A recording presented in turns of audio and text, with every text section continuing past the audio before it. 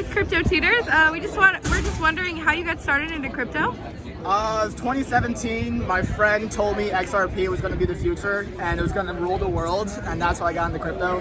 How'd you get into crypto? So like NFTs.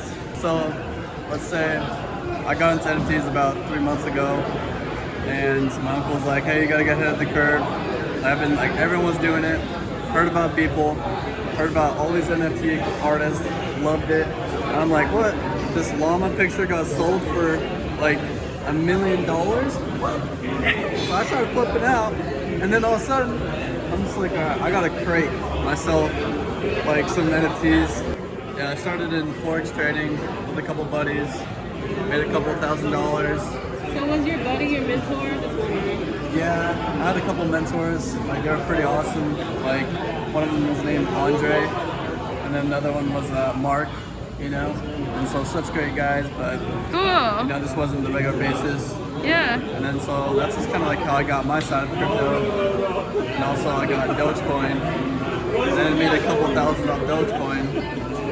And then now Fuck yeah. this NFT world is blowing up. I feel like the next 5 years, this thing's gonna be nuts.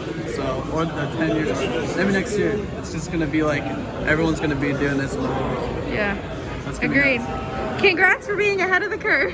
Yeah, thank you. So basically, like, a friend just put me on one day, and he was like, yo, you make art like a crypto artist. And he just, like, put me on, and he was like, yo, check out ETH and shit. And I went straight to, like, ETH, and I was, like, chilling in ETH, right? And I was minting shit. It was cool, like, it was fun, like, whatever. I minted one piece, didn't sell, so straight to Teslas, right? Yeah. And, that's like, right. on this coin, I straight up, not even lying, it's, like, the best coin. All right, guys. How did you get started in crypto? I just invented crypto for my company, and then I realized that we have Bitcoin. It was like 7 years ago, and I just felt in love and started doing things in crypto. Do yourself a favor, don't look at her feet. You're gonna get hungry for a bowl of Fruit Loops. Please give a warm welcome to Lisa Francois. Doesn't it feel so amazing to be here? We're in person with each other. Look at you smiling, you happy. We're about to get lit, okay? This is a lituation. My name is Lisa Francois from Carol, for all my Haitians out there. Any Haitians out here? I'm gonna need you to scream harder than that. Come on, we're representing for the set. So, what's your name, sir? Mike, thank you, Mike, for that introduction. I really appreciate the warm welcome. Thank you to the Shitcoin Conference. My man Sammy into his house. Good looking out and bringing crypto tutors to the forefront of this conversation. So, my talk today, the energy's on 100,000 million. You can see I haven't been unleashed for a year and a half. My God, this pandemic. I hope everybody's well, and I want to continue to give good energy. Good energy begets good energy. It's super important that we keep it positive, we keep it united. So with that being said, here we go. How is crypto closing the economic wealth gap globally? Well, some of you may know me as Fancy Five, and I speak about myself in third person, so be advised, that's how it's gonna go down. A little bit about me. I'm a tech vet with 10 plus years of experience in the tech industry. I sold software for startups to Fortune 100s, including LinkedIn. If I got any LinkedIners in the house, what's up? Because we rep for the set. So as a female in tech, a black female at that, an industry where women held only 25% of all the jobs in the industry, while black and Hispanic women accounted for 3% and 1% respectively, I felt compelled over the course of my 12 plus year history to disrupt the status quo, given that tech was one of the most lucrative industries on the planet. In addition to becoming heavily involved in D&I, recruitment and retention initiatives, Fancy Five knew, I told you I was gonna do that, Fancy Five knew she could do more. And that was the genesis of how I got the moniker Oprah of Tech. Today, I've interviewed CEOs of multi-billion-dollar companies, including Slack, Snapchat, where I've inquired about their D&I strategies in conjunction with how do you scale a multi-billion-dollar business. Don't you want to know? Yes, I do. Being that tech is the macrocosm, crypto is the microcosm.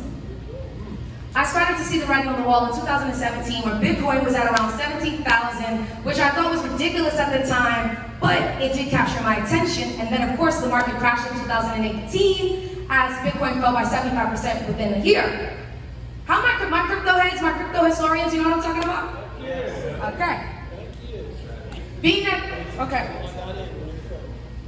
Nonetheless, Pandora's box had been opened, and once seen, I couldn't unsee this revolutionary, evolutionary innovation in fintech, which put crypto in my purview, but that was the extent of it. It wasn't until 2020, in the midst of the pandemic, that my best friend, where's Nita Blankenship? Where's Nita Blankenship? Is she in the house? Is she out here? Okay, well, I don't see her, but that's my best friend, and that lady exactly is 1/3 of Crypto Tutors, which we'll get into momentarily. She knew Fancy Fi had a vision of scaling empowerment globally, connected the dots that would forever change the trajectory of our lives as she realized that Moetti Newby, her college statistics tutor, and at the time, crypto tutor, well, he and I shared a vision of empowering marginalized communities. Moetti, a Zimbabwe American, had experienced hyperinflation firsthand, as some of you may recall the $100 trillion banknote, which propelled him to study monetary systems. You feeling it, right? Are you surprised? I like to surprise people. As an algorithmic or quant trader with a PhD in statistics, Moetti's stance on empowerment was financial empowerment. So, Nina Blankenship, the genius that she is, arranged a conference call, and that meeting of the minds is where we discussed how crypto was leveling the financial playing field by eliminating intermediaries such as banks, centralized authorities, which perpetuate systematically racist practices, including disproportionately higher interest rates for mortgages for minorities. You picking up what I'm putting down, sir? Absolutely. You already know. I agree. Fancy Fi certified. So, on a global scale, entities like the International Monetary Fund, who offer loans as a form of rescue for countries in serious debt, ultimately only stabilize international trade, eventually resulting in the country repaying the loan at hefty interest rates, which we've seen in countries like Ecuador. Rich countries also have considerable power over the lives of billions of people through their control over institutions of global governance, like the IMF. But one person or persons had another vision, i.e. Satoshi Nakamoto. Their 2008, because we don't know what they are, white paper, Bitcoin, a peer-to-peer electronic cash system, jump-started the development of cryptocurrency, describing the use of a peer-to-peer network as a solution to the problem of double spending. With Bitcoin at its helm, cryptocurrency was born, and through the revolutionary blockchain technology that powered it, the digital coin was meant to even the financial playing field, eliminating intermediaries such as banks and centralized authorities, as I said.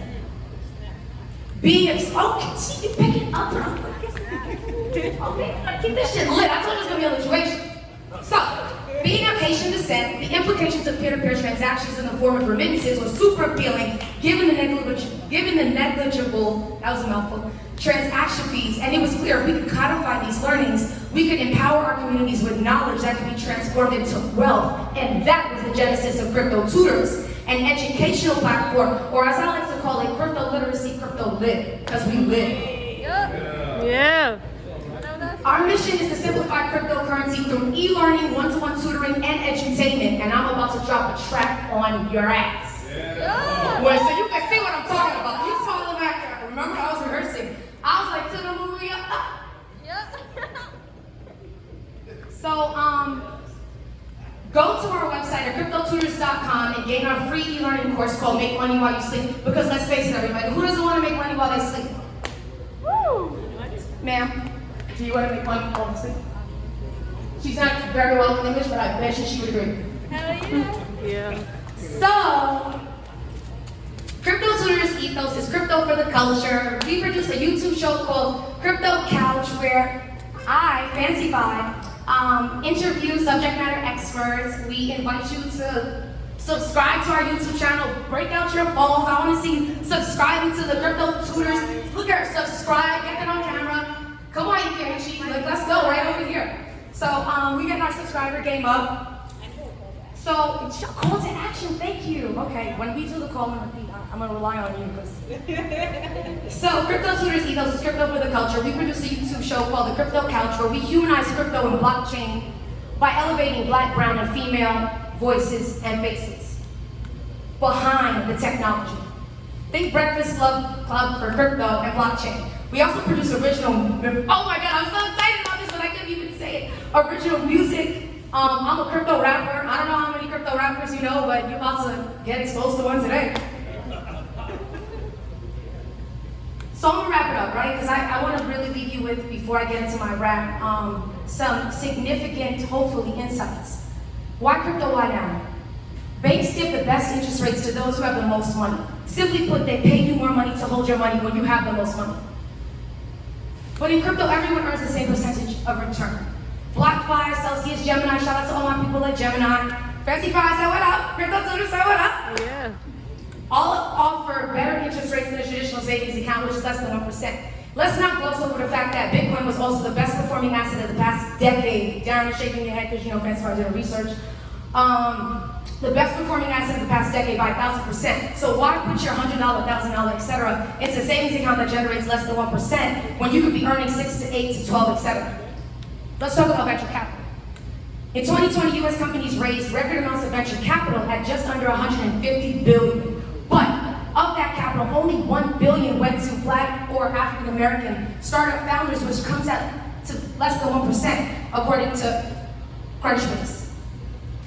Are you picking up what I'm putting down? Because I'm going deep. You probably weren't expecting Fancy Fi to be breaking mental ankles, but stick with me. Let's unpack this issue. Before a venture capital fund will consider investing money, founders are most often expected to raise a friends and family round. Before 2012, the SEC limited this fundraising to an issuer's personal and professional network, so your network is your net worth. However, people like me who don't come from wealthy networks are largely left without options. Let's talk about accredited investing. An accredited investor must have made $200,000 per year individually, or $300,000 in household income for at least the previous 2 years, have a net worth excluding personal residence of at least $1 million, or have one of very few professional designations. How many of us really meet that criteria? I mean, you don't have to answer that to put out your business, but you know. I'll give you the answer. Approximately 10 to 15% of American households qualify as accredited. Of those, only 1.3% are Black and 2.8% are Latinx. For someone whose networks are largely rooted in Black and Latinx communities, that means less than 1% of the people like me are allowed to invest freely.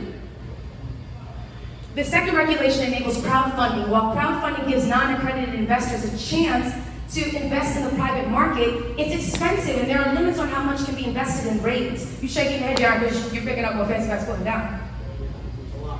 The patchwork of other nuances found in the SEC regulations deprive non-accredited investors of equitable investment privileges and liberties while leaving underrepresented founders and investors underfunded. Until crypto, which has lowered the barrier to entry and enabled citizens globally to participate in the nearly $2 trillion market cap and invest in projects from Bitcoin and Ethereum, Waves, and stablecoin USD and CryptoTutors favors, just saying. Although we are really scratching the surface of how systemic racist practices have continued to marginalize minorities, it's important to note also how centralized authorities governed by the elite can manufacture inflation in order to keep the wealth flowing to the top, which is why we have the greatest wealth inequity in the history of mankind. Okay? You with me? Thanks. It's almost like a performance. One's about to come up. However, Bitcoin and crypto help solve that because now we can opt out as an owner of assets from that fiat system. There are more opportunities to acquire assets through blockchain technology, which is why cryptocurrency is the greatest redistribution of wealth in human history. Crypto lends itself to financial inclusion and the democratization of global economics, which is why it's attracting a wide variety of people from various nationalities like Nigeria, where more cryptocurrency trade goes on than almost anywhere in the world. Where my Nigerians at? Where my Nigerian boys at? I see you. Okay. We out here. Okay. Guess what? In closing, welcome to the future. Can you drop the track? Okay.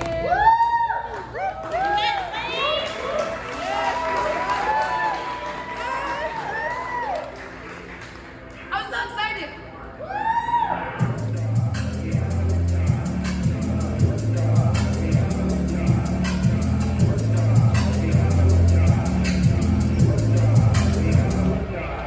Bitcoin or BTC, $1 trillion CAP. Don't sleep on cryptocurrency, just make some money while you sleep. Yeah.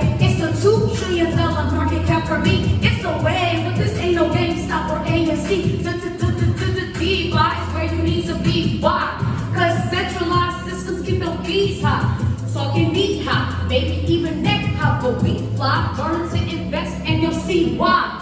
Your money, your time, don't waste it. Buy it, trade it, save it, you made it.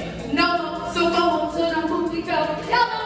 No more, so go on to the movie, go yellow. To the moon, to the moon, to the moon, to the moon. No more, so go on to the movie, go yellow. No more, so go on to the movie, go.